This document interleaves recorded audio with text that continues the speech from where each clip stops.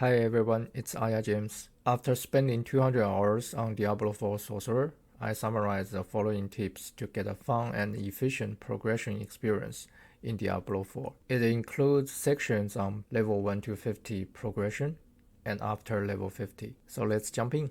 First, we choose World Tier 2 because monsters die fast as long as we have the 10 initial skill points. If you have yet unlocked them, I strongly recommend you doing so that you can experience this too good to be true start. For the progression build, I have made this optimized one for level 1 to 50. I enjoy its effortless aim because of the auto aim from Chain Lightning, big DPS and infinite mana from optimized synergy, and decent survivability. So we start with Arclash for movement and Chain Lightning for DPS. Then unlock Teleport, Frost Nova, and Flame Shield. Then Lightning Spear for extra DPS and crowd control. And further improve Frost Nova for vulnerable state and Teleport for shorter cooldown and better survivability. At this point, the first enchantment slot is available soon, so let's add points to Fireball and use it as the first enchantment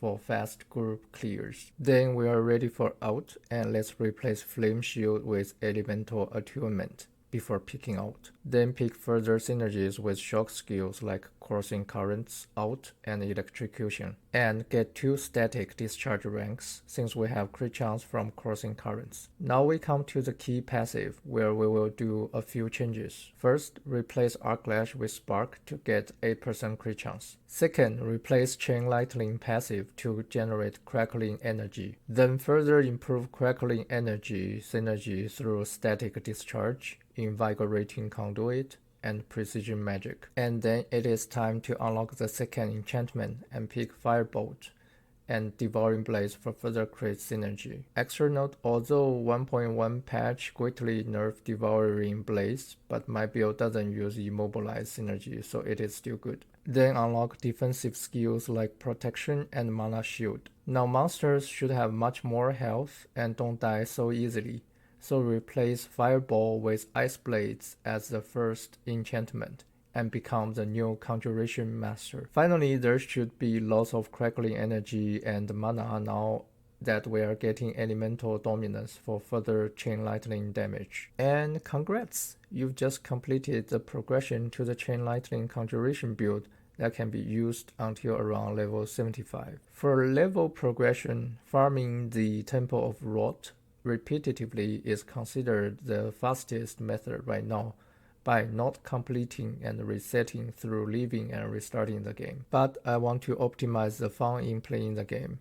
So my rule of thumb is to explore the world to do Tree of Whisper and complete events and strongholds when you meet them. This way is not the most optimized, but is fun, easy, and fast enough. One last tip is to buy weapons at the Curiosity shop to greatly improve your DPS, and change world tier to 1 if you find progressing becomes much harder when good weapons haven't dropped for a while. So once you are strong enough to pass the capstone dungeon and enter world tier 3, there is challenging content like Helltide and the Nightmare dungeons to do. For Helltide, use the interactive map to get to the event locations and the 250 chest locations, where the chest was just updated from 175 to 250 in the patch 1.1. One extra note is that always open the chest armor chest for Raiment of the Infinite target farming, since Helltide chest can drop unique now, and the Raiment is essential for any endgame sorcerer build. For Nightmare Dungeon, I have this list that I use to farm.